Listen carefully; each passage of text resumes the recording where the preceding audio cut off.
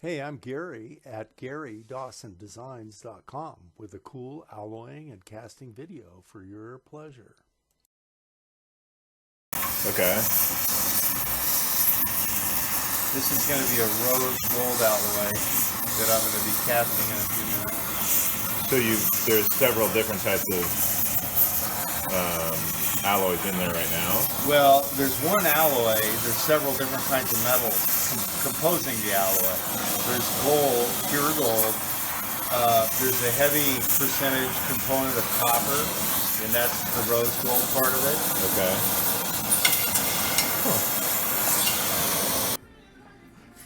I'm going. Okay, so this is the alloy that we just made, the copper bearing 14 karat gold alloy. And let me get my torch fired up here.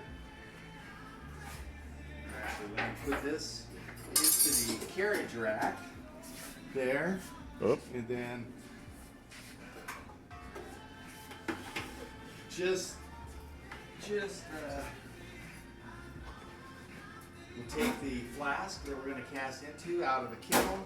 You can see the little channel where the gold's going to enter right here. All right.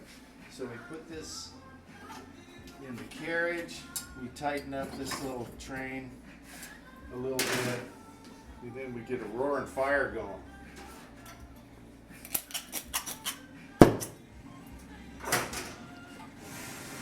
This is hydrogen oxygen, very clean.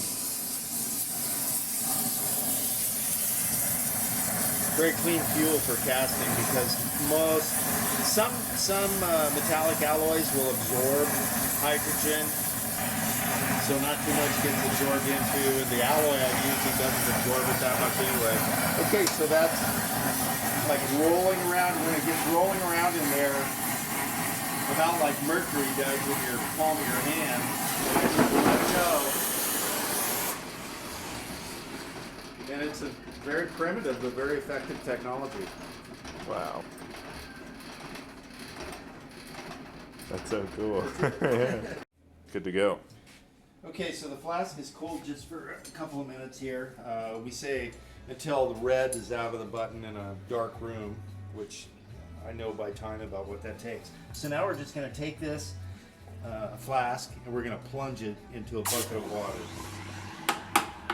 And we're going to leave it down there while it sizzles just a little bit. And I'm not seeing my favorite knife. I'll use my second favorite knife here. You can go down in here, and that's the result of the casting.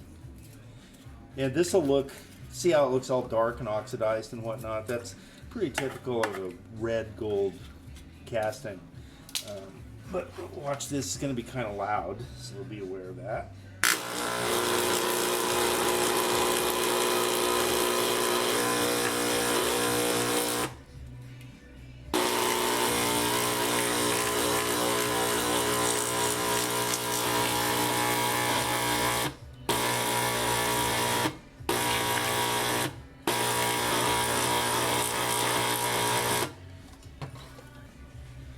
All right, now I'll put this in some acid and we'll let it sit in there for just a few minutes to get the oxides off, and then you'll be amazed at how it looks.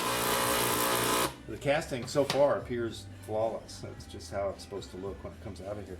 So we have a warm vat of a mild acid here. Some people use citric acid.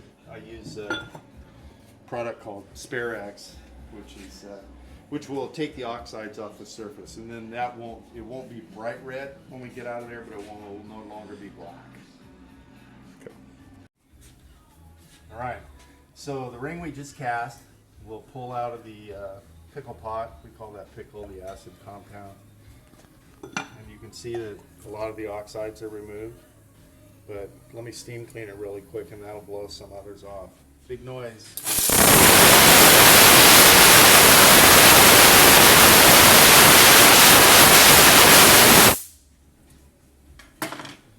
All right, as I said, I think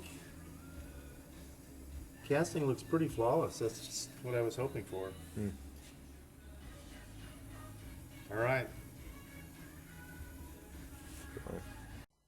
If you like this video, please give it the big thumbs up and don't forget to subscribe to the channel.